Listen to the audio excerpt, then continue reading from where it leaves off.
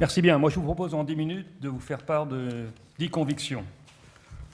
First, the European defense is not the defense of Europe. Let's not fool ourselves. Let's be pragmatic and realistic. Today, the Baltic states or the Central European states are asking for military reinforcement. And be sure that they are not counting on EU capabilities or structures to protect them from a possible military intervention or a destabilization in their close neighborhood. No, they're counting on themselves, they're counting on partners, and they're counting on NATO. But let us also be clear, there is no European army, and there is no NATO army either, because the ultimate security is indeed assured by each of its member states, which retain control of their military tool and capability.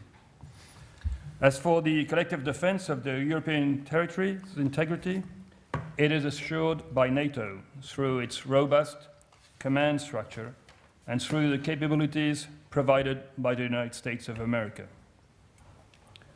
Furthermore, the European Union is not made to wage high-intensity warfare, and to be fair, nor does it have the political will to do so.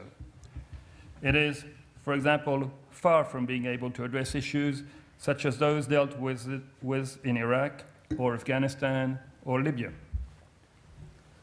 So then, and this leads to my second point, do member states have the will to be engaged in military matters? Yes.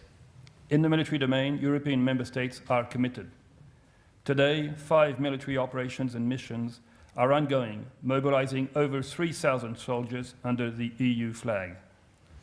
In Somalia, there is no comparison between the approach applied 20 years ago and the present EU's comprehensive approach to crisis management backing regional African ownership.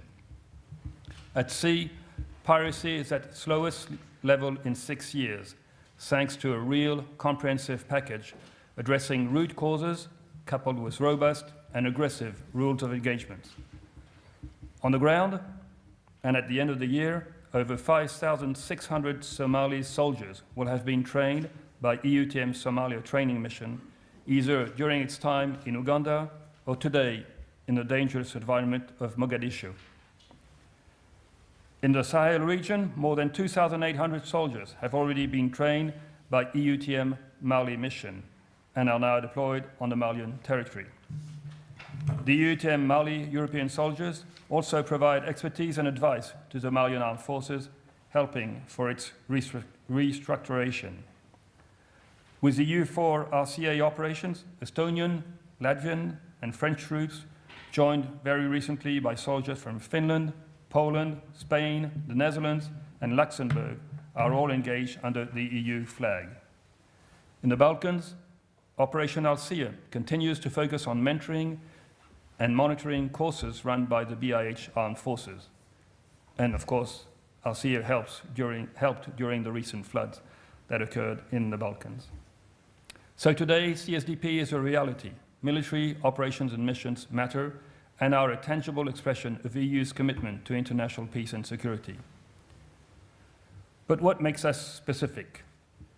Well, I think it is, in fact, the fact that within the European Union, a crisis is never envisaged through its pure military aspect. It is much broader, and this is my third point.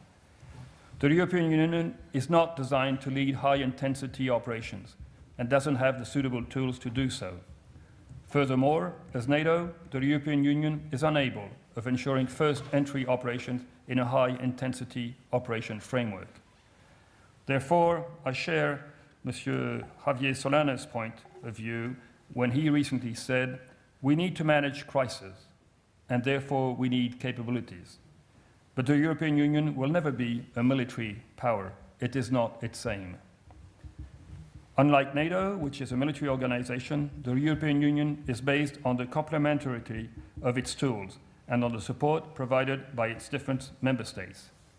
And in the EU, the military tool is an essential one, just as highlighted by Atalanta, what we do in Somalia, what we do in Mali. But it serves the global European policy, which means that it serves the 28 member states' interest. My fourth point will be stating the obvious, that we are all different. Each member state has its own policy, its own military and strategic culture. Each member state has also different perceptions of threats and also different ways to face the challenges ahead. For some of them, it is impossible to deploy troops on the ground. Others are always eager to join EU military missions and operations. And in a context of high instability in their very close neighborhood, more and more member states hesitate to deploy troops outside their own territory. But at the end, it is the member states' political will which calls the shot, and nothing else. We cannot bypass their sovereignty. This implies that we need to be far more robust in our shared awareness, our shared understanding of potential crisis area. And may I say that great improvement has been made in that domain in recent months here in Brussels. My fifth point is that in respect to command and control, appropriate structures is required to be more efficient. The EU doesn't need a European shape in order to conduct a great diversity of engagements on land, sea and air.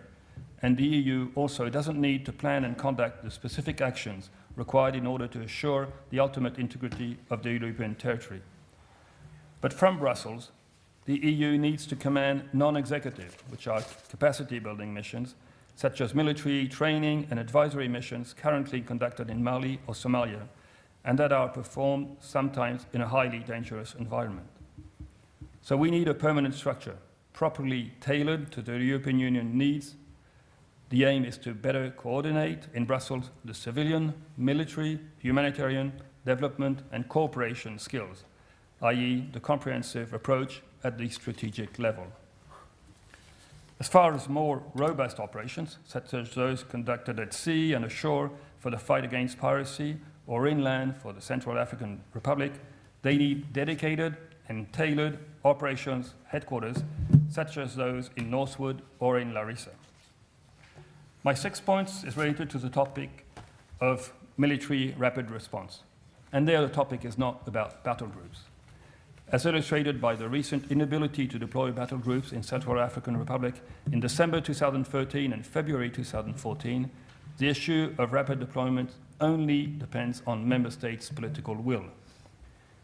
So EU's rapid response ability has to be considered through an anticipated approach, but also through a renewed fourth generation process.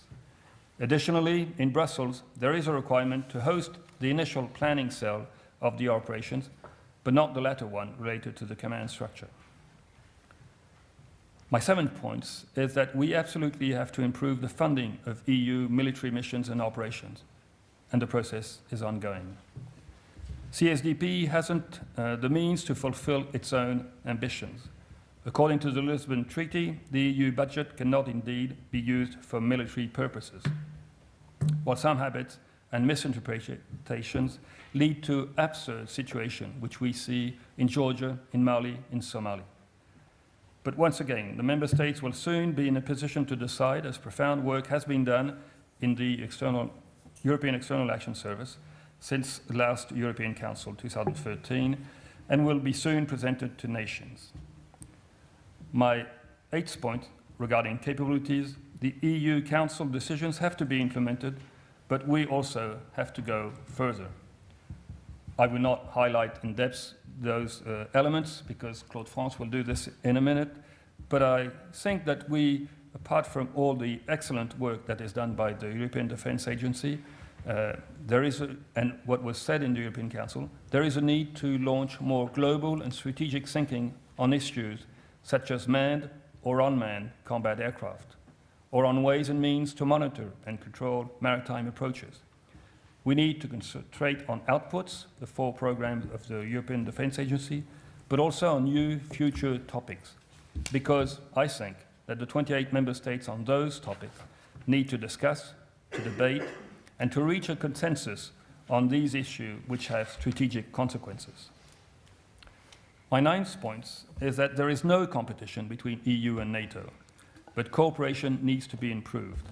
There are very regular contacts between Lady Ashton and Mr. Rasmussen. Furthermore, at all levels between NATO's international staff, international military staff, and their respective EU interlocutors in Brussels. And since the beginning of the Ukrainian crisis, without going into any in-depth elements, our intelligence directorates are working very closely together.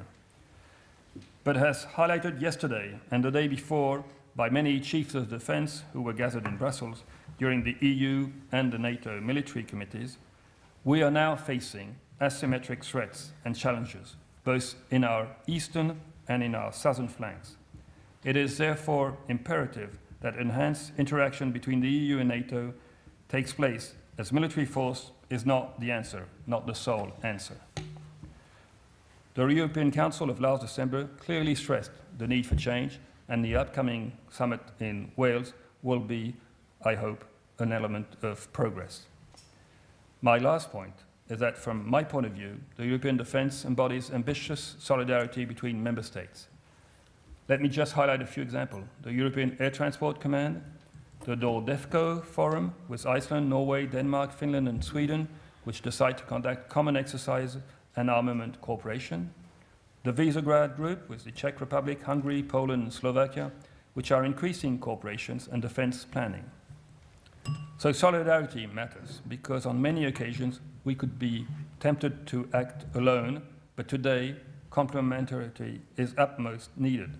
It allows us to share our political will, to display long-term solidarity, and to use all the civilian, financial and military European Union means. To conclude, building an ambitious and mutual solidarity, this is European defence. And this is good for all of us. It's good for the EU, it's good for NATO, and first and foremost, it's good for each individual member states. And I am personally convinced that European defence, ou défense européenne, which is probably a much more appropriate expression than l'Europe de la défense, serves the European foreign policy, and as a result serves the 28 member states' foreign policy. With this, merci pour votre attention.